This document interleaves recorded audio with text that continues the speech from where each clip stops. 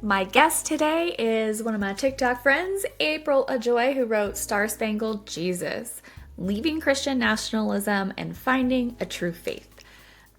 Not my typical guest, but so welcome. I loved hearing her perspectives, but just a little bit about her background.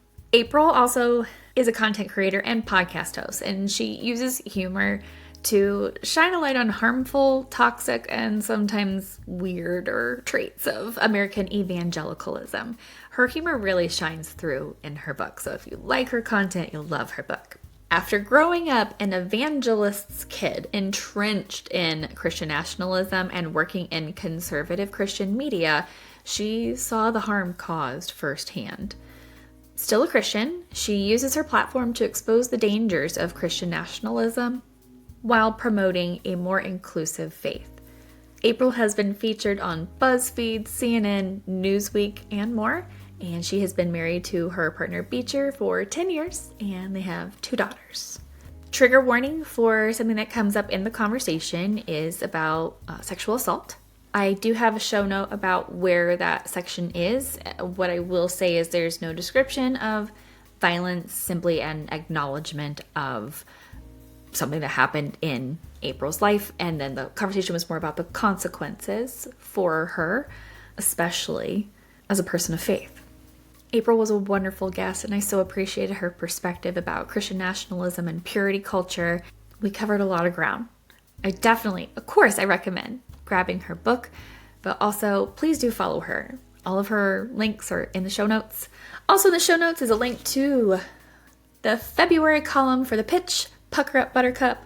I actually got my byline on the cover this month. I get that a couple times a year and I always like seeing my name right there.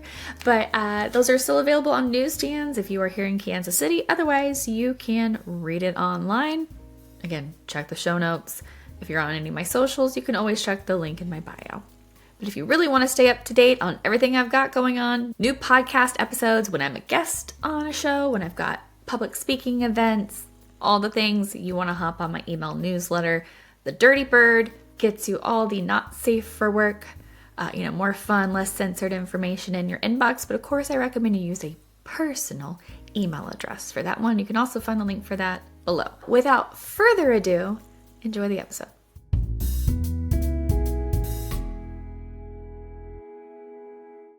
I'm joined today by a friend of mine from TikTok who has had quite the journey over the last couple of years, especially since she has now written her very own book, Star Spangled Jesus. Please welcome April Ajoy to the show.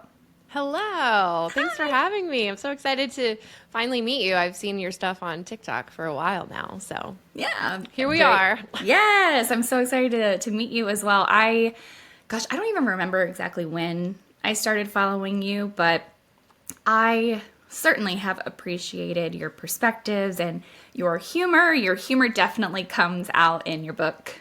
To the readers, I was lucky enough, I asked April for a signed copy because I love a signed copy of a book, so thank you so much for that. But so the theme of your book is about leaving Christian nationalism and finding true faith.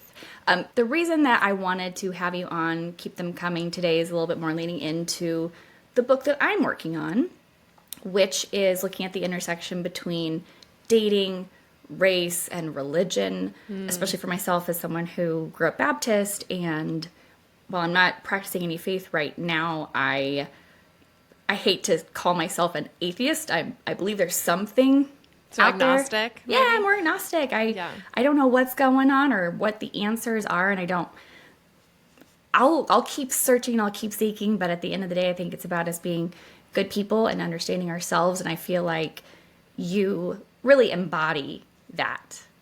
Oh. And it's beautiful to see the way that you're trying to call people in, and at times call them out, but it's a lot of calling them in. So I guess tell me just a little bit about, I know, of course, because I've been reading your book, but you have been on a journey since, 2015-ish? Yeah, I'd say it definitely accelerated that year, but it probably really started more like 2011, slowly. It's been a slow trickle. Yeah. So you really grew up in a very sort of fundamentalist evangelical lifestyle, right?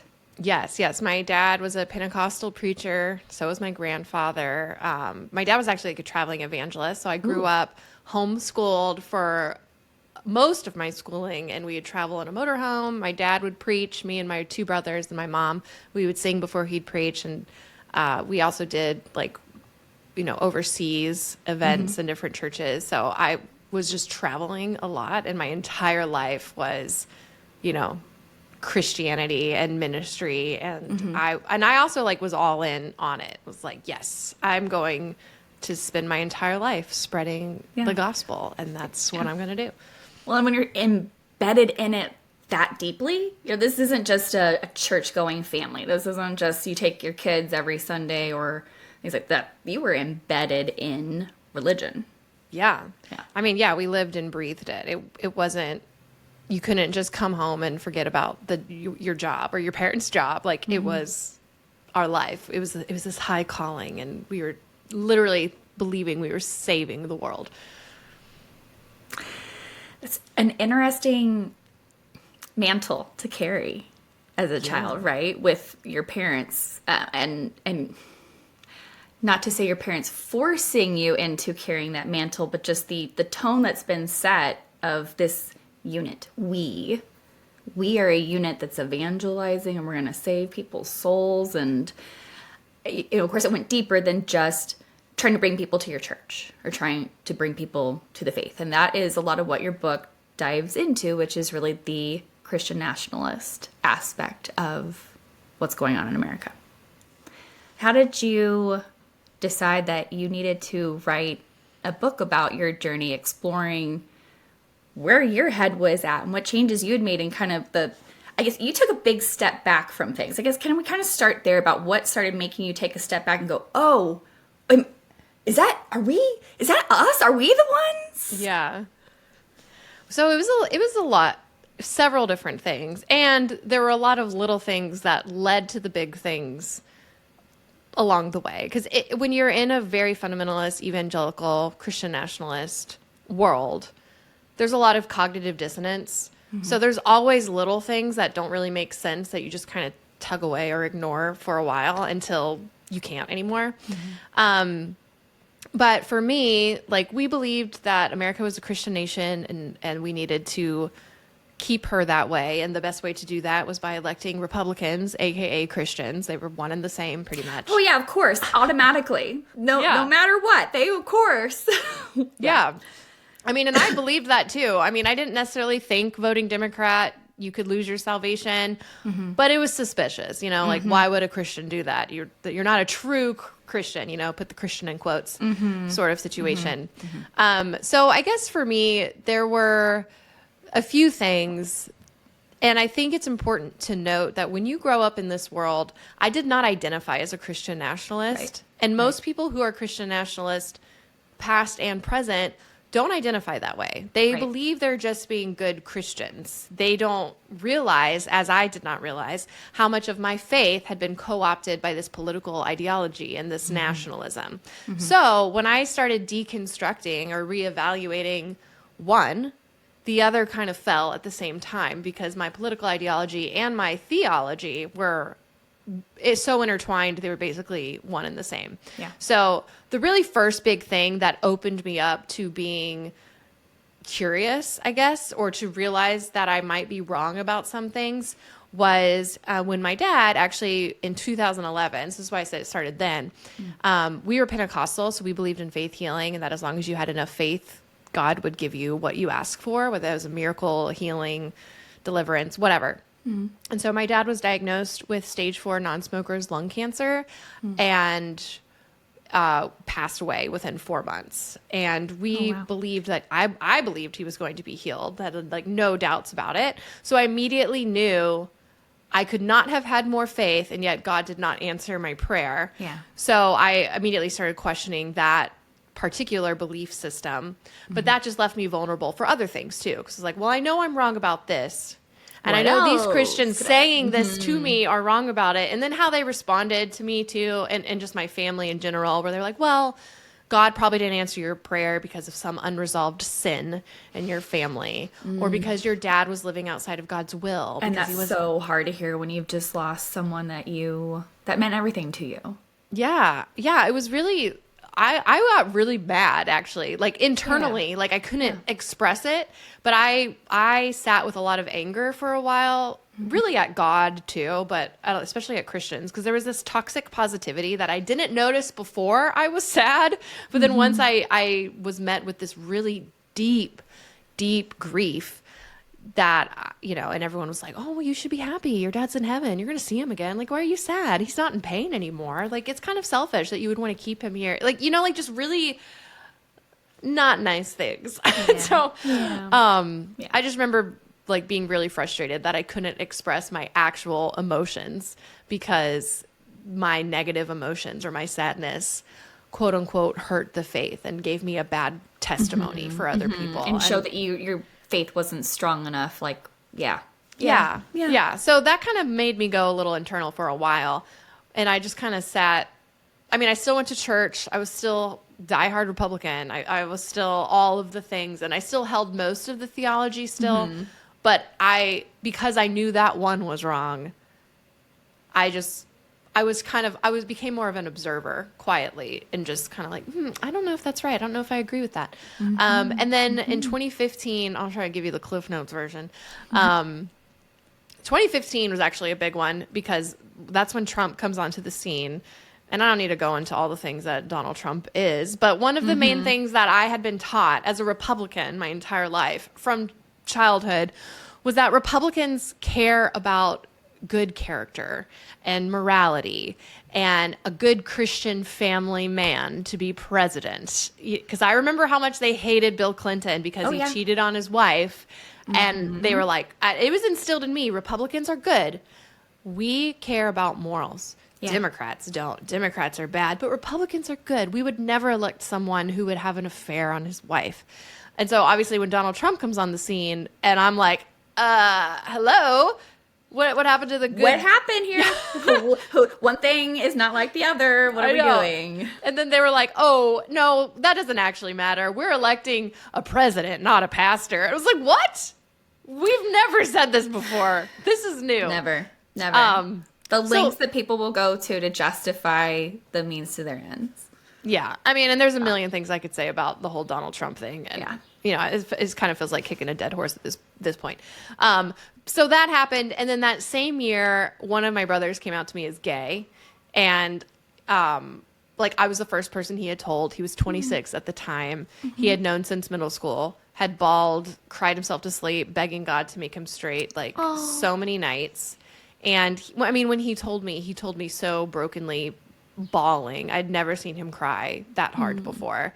And so I immediately knew, I wasn't ready to say it was okay, being gay, that God made you that way. But I also knew, okay, well, I know my brother wouldn't choose this, and I know my brother doesn't have a demon, and I know that he tried everything the church told him to, and God didn't answer his prayer also. So I immediately kind of dropped my weapons, where I just realized, I don't think I know everything about what it's like to be gay and gay marriage and all that stuff. So I kind of was like, well, I'm just going to let that one go. And that sent me on a journey to, now becoming fully LGBTQ inclusive and affirming. Yeah. Spoiler alert. Yeah. Which a lot of Christians now would say completely discredits me from having any sort of faith or as a Jesus follower. But you know what? Yeah. I don't care. Good. So those are the 2 or 3, I guess, really big things. And then over Trump's first presidency, and especially through Black Lives Matter with George Floyd's murder, and then COVID and how the church was reacting to that, that was when everything really accelerated because, I had people tell me that my late father would be disappointed in me because I never supported Trump and I wouldn't support Trump, and that Trump was God's chosen and a hero of the faith and he was saving Christianity. And I never bought it. I was like, there's a disconnect here. We are not seeing the same things.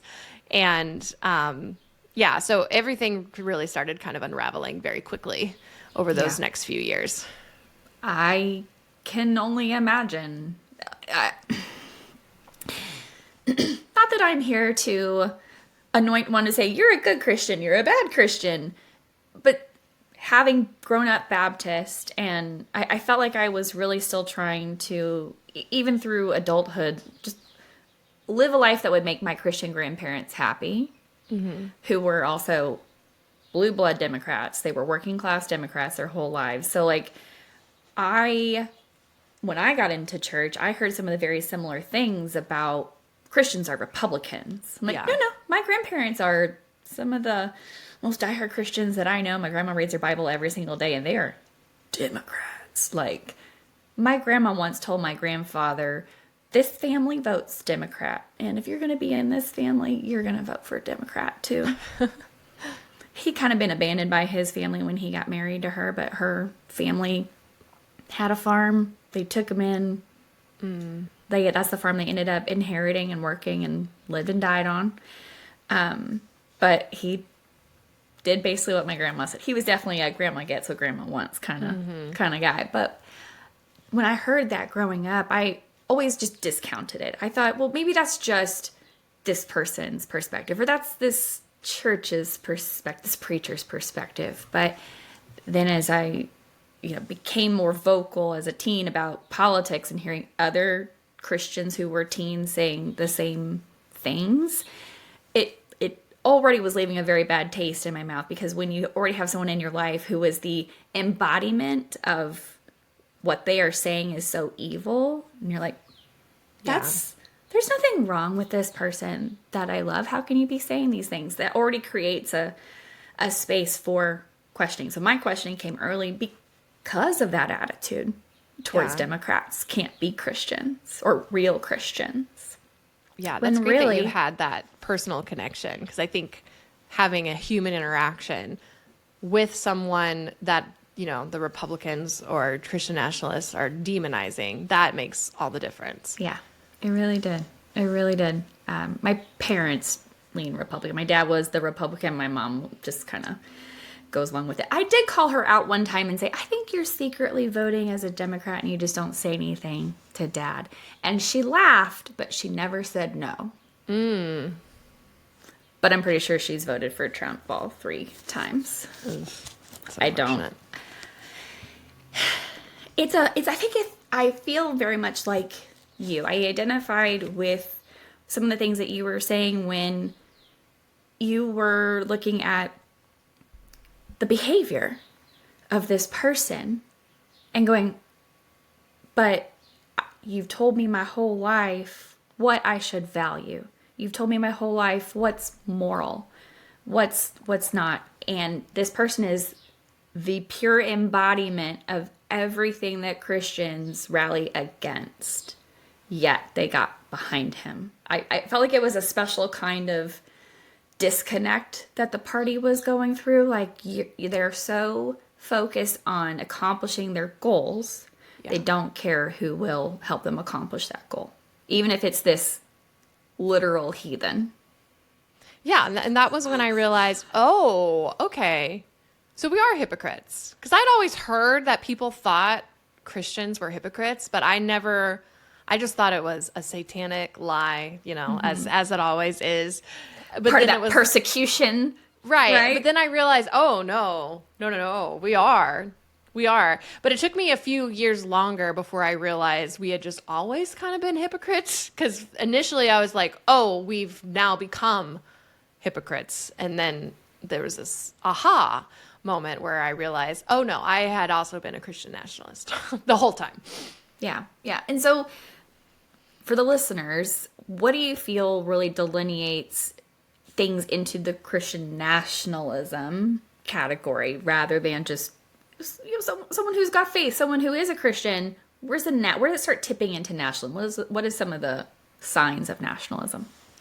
Sure. So it's one thing to just have beliefs. Like, you don't become a Christian nationalist just because you hold, a certain ideology or certain beliefs. Like, someone could believe that homosexuality is a sin, and that belief in and of itself does not make you a Christian nationalist. What makes you a Christian nationalist is then going and picketing a gay wedding or deciding that they should not be allowed to get married. When you start legislating your beliefs and elevating your narrow interpretation of scripture, which is one ideology, to the detriment of other ideologies. It's the difference between saying, this goes against my beliefs, so I won't do it, versus this goes against my beliefs, so you can't do it. That's where it gets into nationalism. When you start enforcing your beliefs, when you start enforcing, abortion bans because it goes against your religious beliefs, but it doesn't go against other religious beliefs. So it's a very Christian supremacy sort of environment. And there's different types of nationalism, but Christian nationalism specifically elevates a very narrow, fundamentalist, often a literalist interpretation of scripture, although no one actually takes the Bible literally. No one.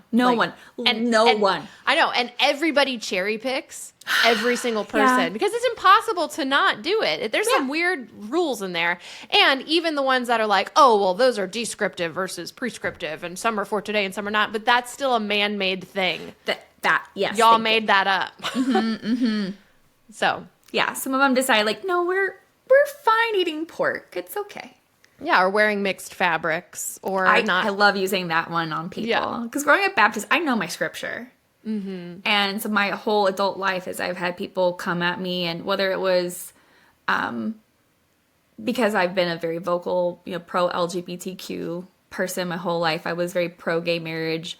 That's a big thing a lot of people come at you with scripture about. Oh, yeah.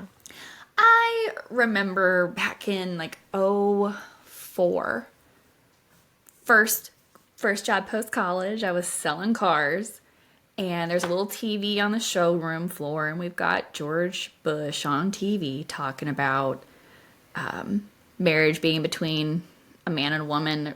There was something going on with a piece of legislation during that time, and our finance manager comes over, and he's just running his mouth talking about sanctity of marriage, and I just looked at him and was like, you've been married 3 times. What does sanctity of marriage matter to you? He did not like that. Of course. But he also didn't like being called out, like, who are you to decide? You've technically already broken scripture. Why are you deciding that another piece of scripture needs to be held up and utilized against somebody?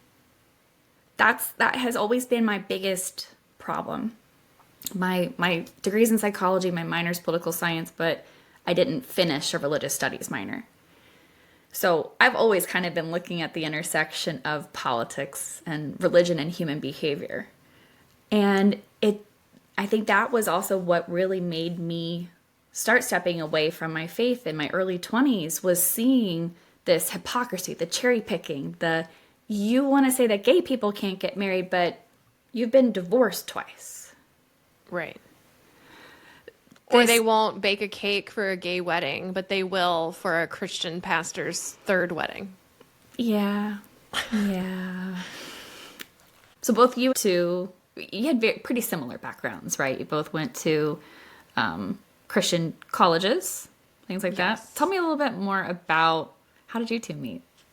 Sure. So we actually met at Pat Robertson's university called Regent University in graduate school.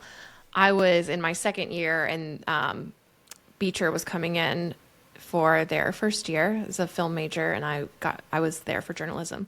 And so we started dating about 6 months after we met, and yeah, it was we were both still very evangelical, very conservative. Interestingly, a month into us dating, Beecher actually, I guess in a way it was kind of like them coming out, but they didn't know what it was. And I didn't know what it was either. So Beecher, a month into us dating, just starts crying really hard. And was like, I have something I need to tell you. I've never told anybody this. You're going to hate me. You're going to think I'm terrible. And is just crying. And so this was before my brother would have ever come out to me. And they had told me that when Beecher was in the 5th grade, they tried on their sister's clothes and liked it. like on accident. Like their mom had accidentally put their sister's clothes in their style or in their laundry and tried it on, and was just bawling. And like I was like, oh, I'm so naive. Like I didn't know anything about trans identity or gender. Like, you know, our war at the time was against gay marriage, not like trans issues weren't really we weren't talking talked about that stuff back then. Yeah, we didn't even really know about it. So I naively, you know, I didn't think it could be an identity issue because I didn't even know what it was. I had no idea what gender dysphoria was, but Beecher had said that was the only thing that they had ever done, and they completely squashed it. And so they actually turned to purity culture to try to fight that off. They kind of used it as a shield because they were terrified about what it meant that they enjoyed feminine things, but the church was saying, no, boys do this and girls do this, and if boys do this, that's bad. So they just kind of shut that down completely, and they became kind of the poster child of like, well, I don't struggle with that, look at me. And which I think a lot of queer people, like in hindsight, used purity culture as a way to hide their queerness. I was just thinking like, well, that's what a lot of us did. Yeah, I mean, queer people were like, they aced purity culture. A lot of ace people too, especially. It's like, oh, I don't struggle with lust. I can sign that purity pledge and be a rock star at it. I signed a purity pledge my senior year. Same. I've signed at least 2. There's probably a third one in there at some point. I even had one in college. My sophomore year of undergrad, I went to an Assemblies of God college, and they had a purity week where they had chapel every morning and every night. So twice a day for a whole week. And it was mandatory. You had to go. And I remember one of the speakers there, and I didn't even buy this at the time, but one of the speakers was like, got up there and said that he had seen God restore girls' hymens so that they could be physical virgins for their husbands again, like for girls that had quote unquote messed up and had sex already. And I remember at the time, like, of all the things God would spend time doing. That's what he cares about? No. Making a woman go through a breakage of a hymen again. Anyway, so, and then at the end, they had this altar call where everyone came forward, and pretty much everyone went, except for like a few people on the football team that just did not care. And honestly, there was a piece of me that was like, oh, I wish I felt that way. I wish I could do that. That peer pressure. Everyone else starts going up. Especially if you were a woman. Because if you don't go up, what does that say about you? Right. And you were probably put on some kind of blacklist and be like, oh, we got to watch her, especially if you were a girl. But they gave out purity pledge cards, and on it you checked whether you were a virgin or a secondary virgin. Where like you were revowing, like you had already had sex and done a terrible thing, but God was going to make you a new spiritual virgin for your spouse one day. So we go back to Beecher. We got married about 1.5 years after we started dating, and we, throughout our entire marriage until we got married in 2014, and then really 2020 was when we were home in the pandemic. Beecher didn't have anything to distract them from who they are, which they had struggled with their gender dysphoria, or they had still had it throughout our entire marriage, but we kind of went through. I mean, I literally have laid hands on them to try to cast the quote unquote demon of gender confusion and whatever it was. They asked me to be fair. Sure. As a Pentecostal, I was like, I can try to get it out. But there was no demon to be found. Right. You know, we had tried fasting. We tried like memorizing scripture. At one point, Beecher just had hundreds of scripture just plastered on the walls all over their room. We upped our church going activities. Beecher even tried a 12-step group and was like, well, maybe it's just an addiction. I'm just addicted to feminine things. None of it worked. Literally nothing the church said about it worked whatsoever. Beecher still had this thing inside of them. We didn't know what it was. And so in 2020, Beecher finally got rid of their Christian counselor that literally had to Google what gender dysphoria was, and sought out a therapist that actually specialized in gender identity. And so then Beecher was able to figure themselves out. And then they came out to me in fall of 2020 as non-binary. obviously was a big piece of my kind of reevaluating things too, because I'd see, like, I've walked them through their entire journey, and for like all the anti-trans stuff that's out there, and people to just be like, oh, well, people just wake up one day and decide to choose their pronoun because they want to dominate a girl in sports. It's like that. Or they want to beat a woman out for a job. No, it's not. No, it has nothing to do with yeah. So that's quite, not only quite a journey for Beecher to go through, but like this is your person, this is your spouse. And, I'm sure this brought up things for you that you had to analyze about yourself and your belief system. So, yeah. What kind of microscope did that make you get out? I mean, so many things. I mean, it's interesting how purity culture played a role in even Beecher's identity, because there was a piece. So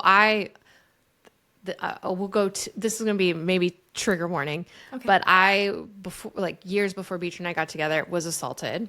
And I was a virgin prior. And I had lived through all those youth group services, that gave the purity illustrations of, your worth is in your virginity. And once you are no longer a virgin, your worth is trash. You're damaged goods. You're that wilted rose. You're the crumbled up piece of paper or the chewed up gum.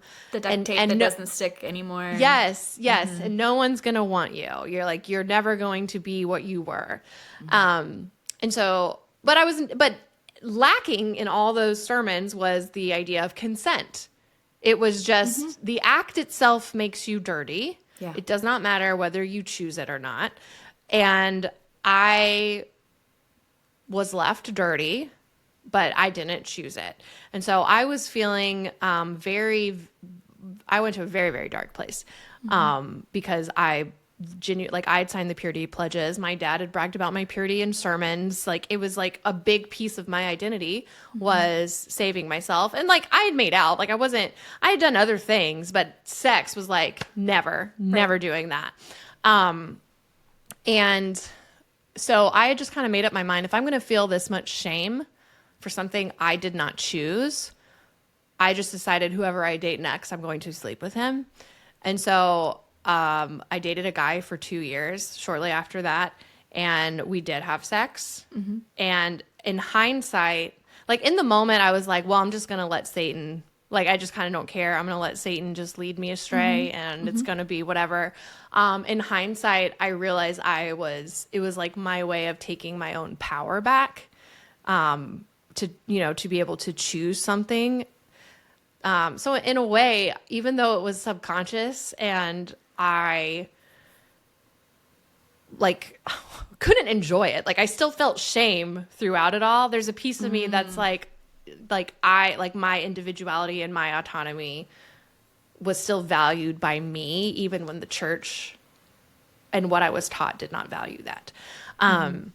But that unfortunately had some very negative impacts on my marriage, because there was a piece of me and Beecher that thought, because Beecher was a virgin when we got married, that we thought because I had sex and messed up, that Beecher wasn't getting healed because of that, and that I had basically tainted our marriage. And, and so I just kind of, and like, we weren't really enjoying sex either. Like, we were taught, as long as you save yourself for marriage, it's going to be like, you're going to be porn stars. You're going to have like the best sex of your life. And that just didn't happen. No, it doesn't. Weird. Right. And so the only thing we could think of, like, well, the only thing that isn't perfect here is that I had sex. And so, like, well, maybe it's my fault. April, and that's why we're not. My heart hurts for you so much, because I know what you mean. I really do. Like, you're so, I feel like you're not unique in that, but think about how many women have gone through this experience, and how it's like a ball that starts rolling down the hill, and you can't stop it because you've been so conditioned that your context is tied to virginity and purity and thank you so much for bringing up that very valid point that like the consent piece is never discussed.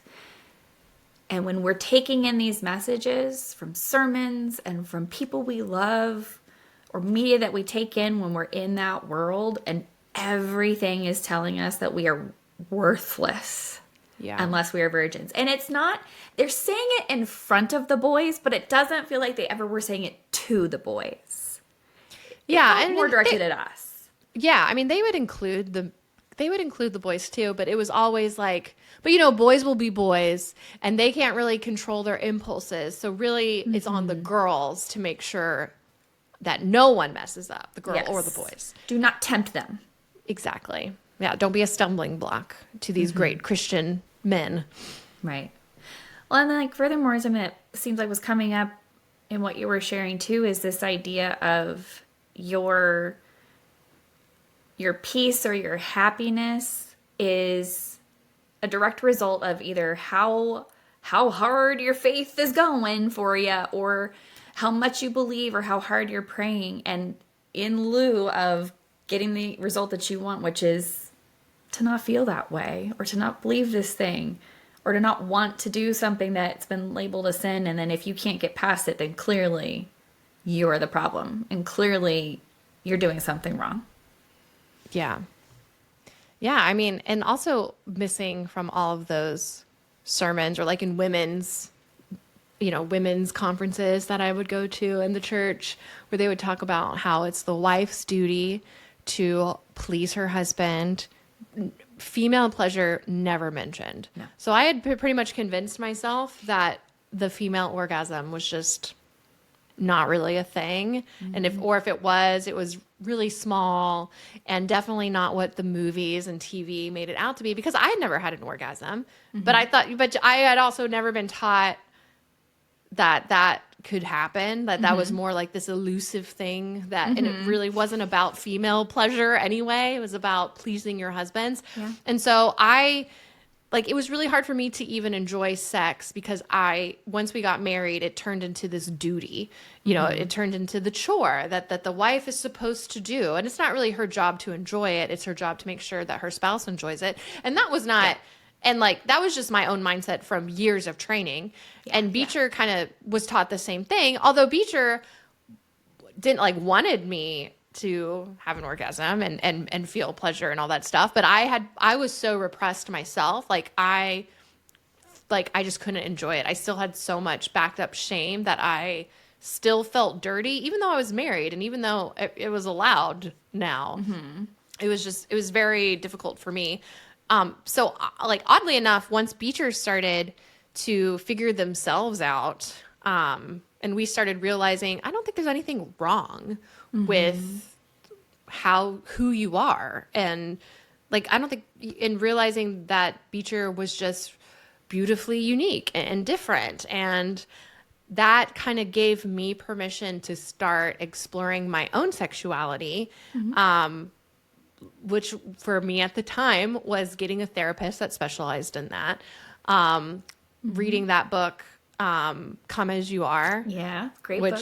Which was very eye-opening for me, because I had never viewed myself as positive, or viewed my body as a good thing. I always kind of viewed my body as a ticking time bomb to, that was just going to wreck the men all around me, just a big stumbling block. I could not trust myself. And then I went out and got a vibrator. Ooh, and Beecher was encouraging me to do it, because Beecher never Beecher knew that I wasn't enjoying sex, and Beecher wasn't enjoying our sex life because of all of the built up, the pent up shame from growing up in purity culture, and all of the misgivings disinformation we had been taught about sex. Sure. And so they were encouraging me too to figure yourself out. Just go into the bedroom, do what you need to do. I'll give you your space. Because I realized too, because of my trauma with being assaulted, it was hard. It took me a while to even relax enough to enjoy sex. Yeah. So I had to be by myself first to figure certain things out. Yeah, But, good news is I did. And now we have a great sex life, and I'm actually having orgasms. It didn't. I was like 30. I was 32 before it happened. I know, but now it is, and now it happens a lot. Yay! Yeah. That trajectory, though, that you're describing is so common. I mean, I'm here in Kansas City. I work with a lot of people who still go to church and those who don't, but people who grew up with very similar backgrounds to you and I, even those who grew up in a home with a minister father. And the disconnect to sex is staggering. And I think so much of it stems from this pervasive attitude. I heard this really great quote one time that sex is dirty and disgusting, and you should save it for someone that you love. Why does that make sense? Yeah. Why would you label something so horrible, terrible, naughty, dirty, disgusting, and then go, but once you're married, right? It's none of those things. Well, I mean, it is those things, but you're going to like those things. Like, make it make sense. Yeah. Well, and it's hard to when you've been taught your entire life that this thing is bad and like the worst thing you can ever do. And then you're expected to just like flip a light switch and suddenly it's amazing and you can do it when you're married just overnight. Like that's not how indoctrination works. Correct. I love that you read the book Come As You Are. I think that is one of the best books that's out there for folks who have never explored their bodies or even who are leaning into being so disconnected from their body because it is a dirty and shameful thing. Getting connected to yourself first and understanding your body and your needs and your wants and desires so that you can then share in partnership with the person that you love. All those beautiful things. But also, April, like give yourself some kudos because it does take a lot to finally open yourself up to, wait, there's got to be something more here to sex and my body and pleasure. So kudos to you for being willing to go down that road and take that journey. Yeah, thank you. I mean, I think like my mindset, especially when you're a woman in the church, you're also taught your needs don't matter. You can just suck it up, be the bigger person, just handle the pain, stuff it down. Like you're literally trained for that. So I just kind of convinced myself it's fine if I never enjoy sex. Like I enjoy other things of life and I'll just be fine. But now I'm like, oh, thank God. Thank God I'm enjoying sex. This is what the fuss is about. I get it now. Yeah. Like it very much feels like it gets described as something that is done to women, not with, not for. Right. I wish that more churches embraced some sort of like program for young couples that, I don't know if it needs to be sex education, but I kind of feel like it probably does at this point. There definitely needs to be some sex education. I mean, I didn't know. I literally thought the only way a woman could orgasm was through penetration. Just that was what I believed based on the education that I had received. It was very off. Because they don't tell us that there's anything else going on. Yeah. I guess when I did learn about penetration and anything else that might go along with that, it wasn't in the context of being around anyone from church. It was around like public school. And even then, sex was talked about with penetration.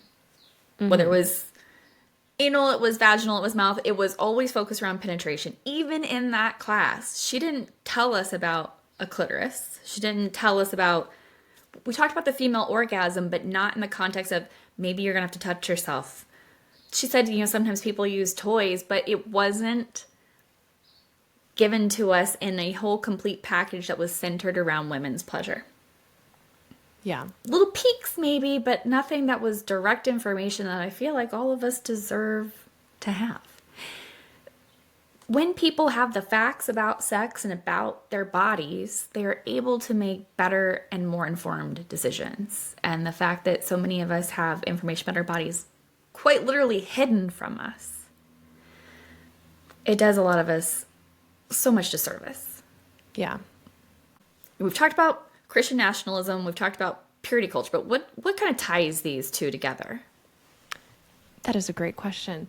A lot, actually. And I do think a lot of the war against abortion is based into purity culture and the idea that they don't like the idea that women can just go out and have sex. Or Those enjoy whores. sex. Right. They want there to be consequences for women Yeah. having sex. And in their idea, a pregnancy is a consequence. Even though they say they love babies and love all the children. And when that God doesn't punish people. I thought they thought Right. that God doesn't really punish people. Right, except for Well, hell, you know, yeah. and the whole end of Right. days when you die. Well, except that. But that, I thought it was supposed to be that you had your whole life to figure, I mean, anyway, I'm just saying that, like, Yeah. Well, and even if a sin is talking a sin is a sin. Anyway.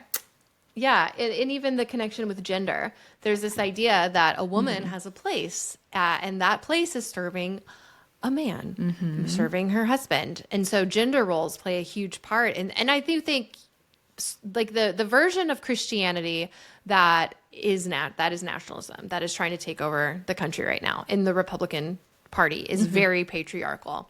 And patriarchy, purity culture, Christian nationalism, very intertwined.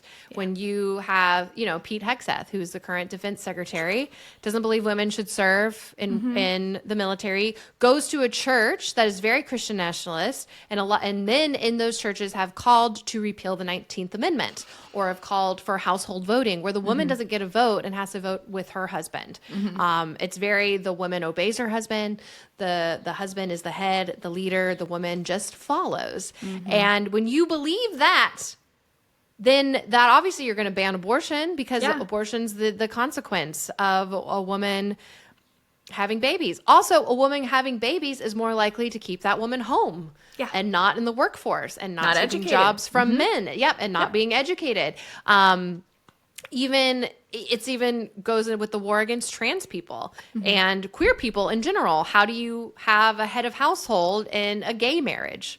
Which one do you submit to whom? Right. Who. Yeah. So there's it's so interconnected, and that's the thing with Christian nationalism too, is it really does hide in plain sight with a lot of just beliefs in American evangelicalism, and it's not always obvious, but everything, the war against queer people, the war against abortion, the war on women's rights, and even DEI, like, it is all connected. And I don't know what I can say, because my listeners are pretty much on our side. Like, I don't know if I can even say anything on this podcast that would draw anyone in to try to get them to wake up and see what's going on here, and to see that a boot on one person's neck is a boot on all of our necks. And though right now people might be turning to trans people, might be looking at women who get abortions and shaking their finger at them, and, like, if they're the target now, well, who's gonna be the target next? Yeah. And there could come a day when you think that you're living your life on the straight and narrow, and then something comes up that they decide now is not okay. Yeah. And then now the target's on your back. We've been through so much of what is going on right now before. A lot of these things that we're experiencing have actually been, like, settled in court cases from the Supreme Court. I mean, like, we've done these things before, and so many people on the right, especially, like, conservative Christian nationalists, don't understand that it's a slippery slope. A government that has enough power to enforce Christian views also has the power to ban them. It takes a pendulum shift, and they go, oh, well, now we're on the other side of it. And actually, because now the government has the power, right? If the executive branch ends up with that much power consolidated underneath of it, change administrations, that power still resides there. A government that has enough power to ban abortions also has the power to ban pregnancy. It's a slippery slope, because it's about the consolidation of the power, not about the actual thing that the people want. When we are able to keep our government from having enough power to decide our day-to-day lives, that's when all of us can succeed. But the second we give up our autonomy, give up our power for whatever belief it is, that power has been given away. We, the people, have a harder time taking that power back. And to give that power away and it just be at the whims of whomever is in power is a slippery slope. Well, yeah. I mean, what they're doing right now, the amount of power that Trump's trying to take for himself and for his administration, it's no, I mean, the only people that will benefit are the billionaires, your average American. Whether you voted for Trump or not, you're going to be negatively impacted. And I think it is scary, the parallels, but what we are seeing right now is very similar to the early rise of Hitler in the 1930s in Germany. Yes. And most Christians in Germany at the time supported Hitler. Yes. In his rise and gave him the power to ultimately do what he did. And, you know, history repeats itself, and we are seeing the start of that. You know, I mean, the UN, America just voted on the side of Russia, an actual dictator. It's so there's definitely very, very scary things happening right now, and I hope people will wake up sooner than later. I do think there's hope if once, you know, a lot of Trump supporters start waking up, if Republicans in Congress or in the Senate realize that their constituents are not liking what's happening, they'll be more likely to stand up to Trump. And here's the thing, Trump does have his limits. You know, they're fighting him in court. People are fighting all of these things. But I think being aware of what is happening, seeing the Christian nationalism that is on display, you know, and I don't believe Trump, for the record, is a Christian nationalist, but Christian nationalism emboldened Trump and gave Trump that power. It's his vehicle that he's riding. You had pastors all over the nation in sermons telling their congregants to vote for Donald Trump, that he was God's choice. We do not have a Donald Trump as president in the second term without Christian nationalism. Correct. So I think it's important that people start to realize that they're being manipulated and that they're being told that what is a Christian belief is actually a very nationalist belief wrapped in scripture, but it's very cherry-picked, outdated, out of context scripture. Yeah. It took, I think, 3.5 weeks for the first book burning to occur in Nazi Germany. And that was at the Institute of Sexual Health. They were burning books about gay people and trans people. It was the first institute that was doing transgender surgeries.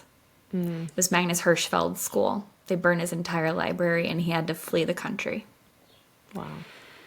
So when April and I say this is very dark times and the parallels are there, we're not joking. So we hope, if you are listening and you're not a Christian nationalist, if you know somebody, maybe you will send them this podcast. Maybe you will buy them April's book. But speaking of April, we skipped one thing, which was the Ask Coach Kristen Anything. This is the segment my guests can just ask me a question that they have, whether it's you would like some clarity on something about sexual health or relationships, you want to like ask for a friend, or there's just something going on in the world that you would like my perspective on as a sexologist. So, April, what do you have for me today? Okay, so do you think that Melania and Donald Trump are still having sex? Hell no. Hell no. She's either got a boy toy or a really good vibrator set. I mean, she can afford whatever luxury vibrator she wants. There's no way. You could tell. I mean, like, she won't even let him kiss her. She's very much I saw the hat she wore at the inauguration. Yeah, so that he couldn't even get his face in there. Yeah, like, and there's been times on, like, the tarmac that he's trying to hold her hand and she's literally going like this. She'll move her hand away from him. There are definitely signs that I feel like we can pick up on when we see a couple who is very well connected. I Actually, there's 13 things that all couples do who have an amazing sex life. And one of them is they are physically affectionate even in public. Whether that's an arm around each other, holding hands, a kiss on the cheek. And Melania is very anti. Now, like some people maybe don't like PDA. And yet, I think Melania, she got her bag, she got her air, she's got her 1/5 of the loot. She's set for life now, and I think that she'll never divorce him. I mean, she's probably just waiting for him to die. There's so much of an age difference. She's waiting for that insurance money and for the will. Yeah. There's no way they still bang. I think you may, that seems to trick for me. Also, like, hey, sex work is work, and porn stars, they're doing their thing. I have nothing against Stormy Daniels or someone having sex with a porn star. But what I am saying is, would you want to have sex with a man that publicly humiliated you like that ever again? I probably wouldn't. Yeah. That's fair. Yeah. Now, Michelle Obama and Barack, you can tell they've got a good connection from what I see. Bill and Hillary, probably not. Bill and Hillary sleep in separate bedrooms. That I'm calling it. Fascinating. This is all allegedly. This is all speculation. For legal purposes, this is a joke. Yeah. Anyway, thank you for that question. I like that one. So April, tell the listeners, how can they find you online? How can they find your book, Star Spangled Jesus, all the things? Yeah, so the books is Star Spangled Jesus. It's wherever books are sold. If your local bookstore doesn't have it on the shelves, they can order it for you. It's also available in the ebook and audiobook, and I narrate the audiobook, Very good. which was fun. And yeah, so you can get that anywhere. I am on all the socials, TikTok, Instagram, Facebook, Threads, Blue Sky, YouTube, all the things, at April Ajoy, that's Ajoy, and April like the month. And then I also do a podcast. I actually just started a brand new show. I was doing a weekly news recap on the New Evangelicals podcast, but me and Tim is the founder of the New Evangelicals. We just started our own show called the Tim and April Show. Twice a week on Mondays and Thursdays, we go live on YouTube, and we just talk about the news, politics, and culture, but from a progressive Christian perspective. And we specifically call out Christian nationalism that we see in the wild. So you can either tune in live or it's also on podcast. Very good. Very good. Well, April, I wish you all the best, all the success in the world with continued book sales and with podcasts and everything like that. And I thank you so much for your time and your perspective today. Yeah, thanks so much for having me.